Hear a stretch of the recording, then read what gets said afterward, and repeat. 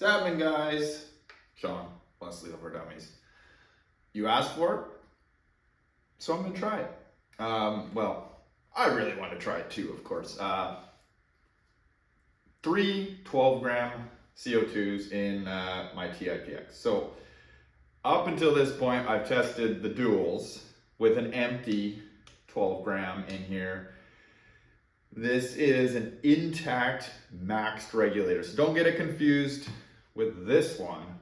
This one is bypassed, and it has netted a little more FPS, but I'm still testing reliability because I had problems in the past running the bypass. So up until this point, this marker I've been testing with has been an intact maxed regulator. By maxed, I mean I just dialed the velocity all the way till it stopped. So dual 12 grams with this barrel, with this Grimberg barrel, shooting Grimberg Jewel V2s that are 8 grams. I shot respectively with this marker a 340 with duals. Then I emptied the duals and left this tube empty. And I fired with just a single 12-gram in the nose, like you're supposed to from the factory.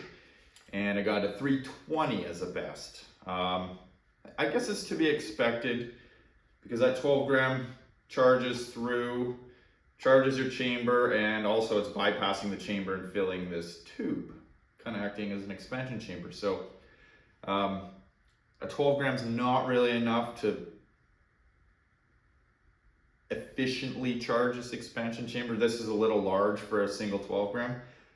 So we saw a reduced velocity. 3 12 grams. I have 12 Jewel V2s in this Tipx mag. I have 6 joules in this Tipx mag. And I have 8 joules in this Falcon SMG magazine. So total of 28 shots there.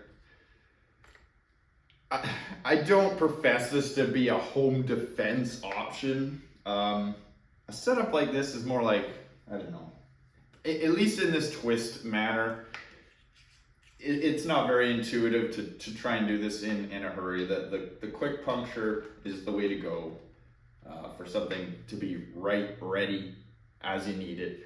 But what it does do is, some of you guys don't have HBA option. I mean, it is an added expense. I realized that, and when I started, I was just shooting 12 grams with a Tipx. Super convenient. You go down to your local hardware store, you can get CO2.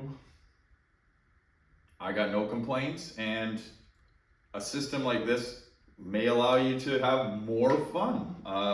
Granted, you're using more CO2, but at least they're easy to get. The added cost is really you just buying more. But in any case, let's load these CO2s up. So I'm gonna we'll load up the tube first.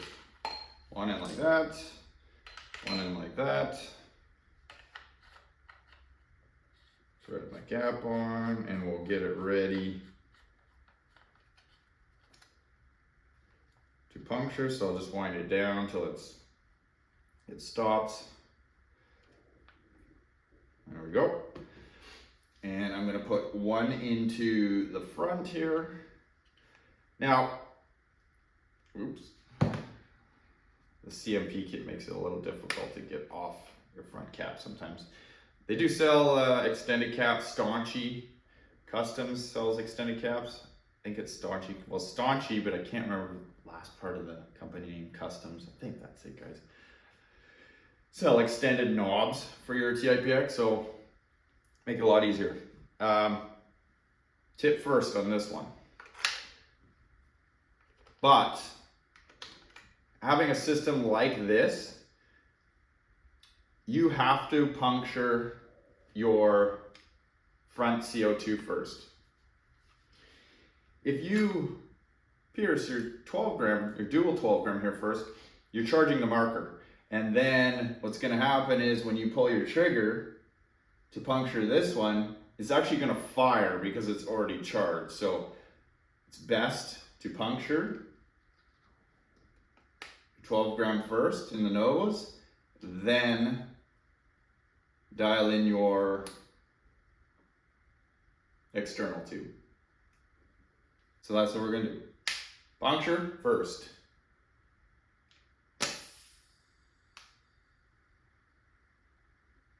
We got a good puncture, and then we're gonna puncture our duals.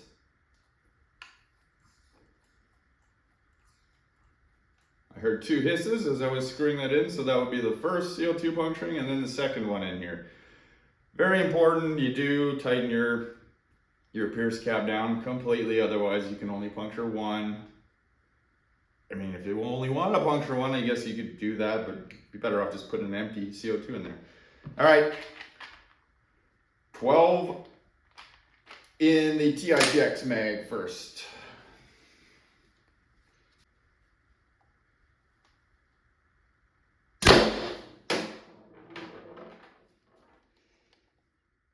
$362. That's definitely a best so far. Yeah.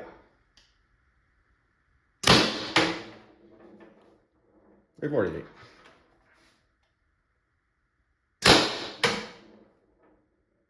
$338.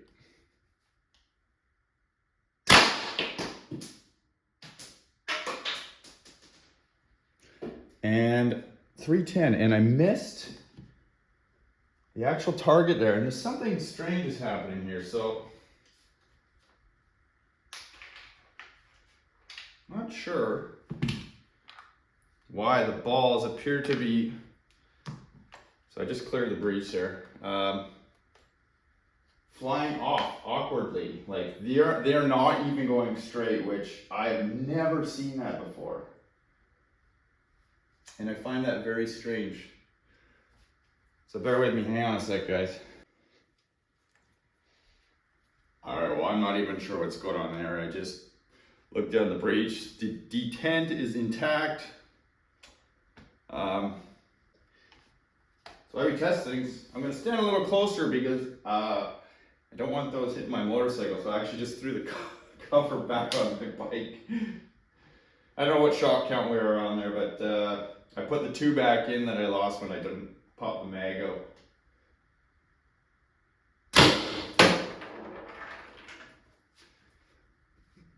$322. I think I'm just gonna stop chronoing now. I'm just gonna shoot these and try and see if I can pick up what's actually going on here, because I'm not sure myself.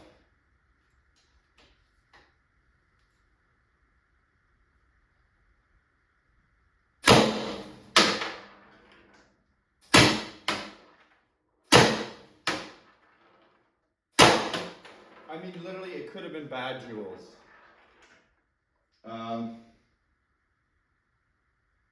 I mean, my jewels have been worked over pretty good. So it's possible. Because those last couple I just fired in there, they're going straight.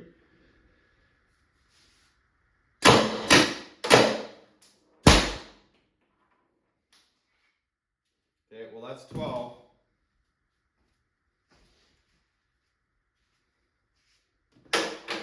Wasn't too happy about the accuracy, but that's the first time I've ever seen that, so we're gonna do let's do the SMG mag first. So 8.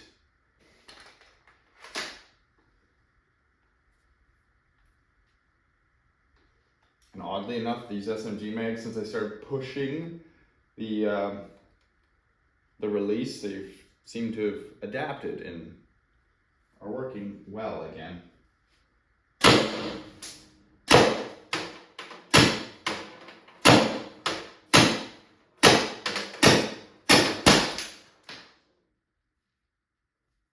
That's why I put the cover on. All right, 6 more.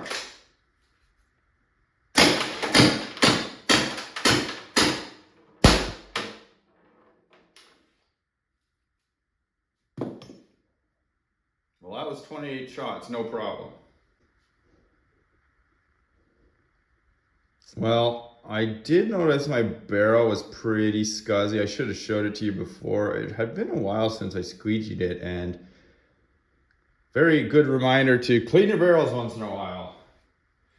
Could have been the problem. Honestly, guys, I've never seen a round do, like, it was like a curveball. And when I watch that video, I'm gonna have to have a closer look and see. I can hit the side of a barn, and those, I'm 12, 15 feet away.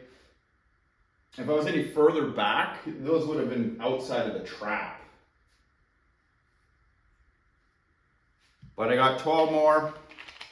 Let's see how many we get out of 3 12 grams. It's been about 5 minutes between me going and cleaning my barrel and stuff, so the CO2's warmed up a little. I'm gonna chrono one on this. Technically, this will be shot 31.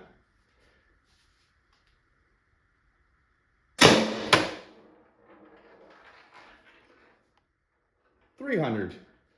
So, shot 31 with a little bit of warm-up time. That's still over 30 joules. So, you can have some fun with some extra 12 grams, that's for sure.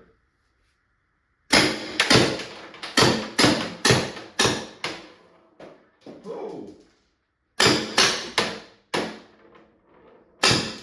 But they're clearly losing some steam. I think I'm probably out, but let's see if you guys can see how slow those come out of here. I'll back way up out of camera view. Let's see if this barrel is accurate or not. I don't want to break a window though.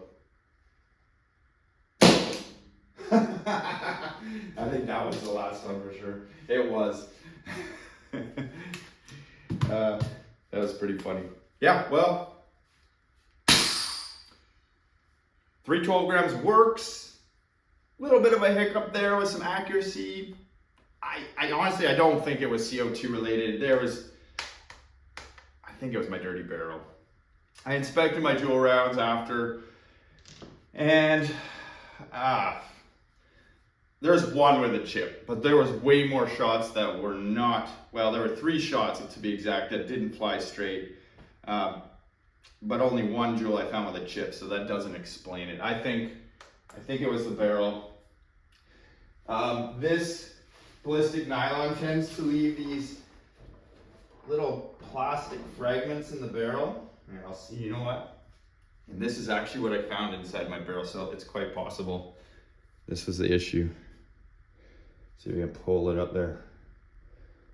Yeah, you see that? So that flake was inside my barrel because I just been picking my rounds out of there. I should be washing my balls more thoroughly. But at the same time, I just shoot it how they come, right? I'm about having fun sometimes, and washing my balls isn't fun. So let's catch you on the next one, guys.